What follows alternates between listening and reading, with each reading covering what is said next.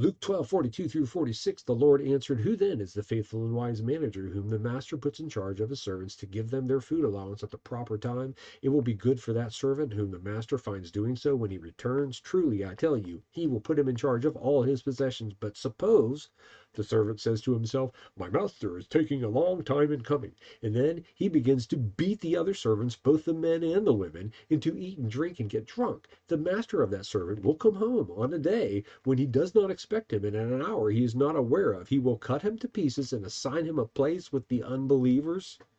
What precedes this from Jesus is a question from Peter. "You talking to me?" I mean, he didn't use those words, but he's trying to figure out, look, Jesus, you're in the middle of this, but are you talking to the disciples or are you talking to the crowd?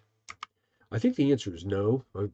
Jesus is not going to answer Peter, but we were just talking, Jesus was just talking about the importance of the people not knowing when the master is going to come, which is ironic when you consider that the person saying it, Jesus, is God, and no one saw him coming. Well, other than Mary and Joseph and the three wise men.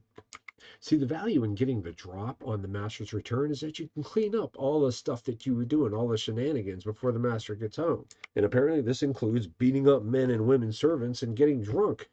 Now it's a party. See, we do not judge our master's timelines. If we're a good and faithful servant, we don't judge his timelines. We take care of his business or we face the consequences, severe consequences.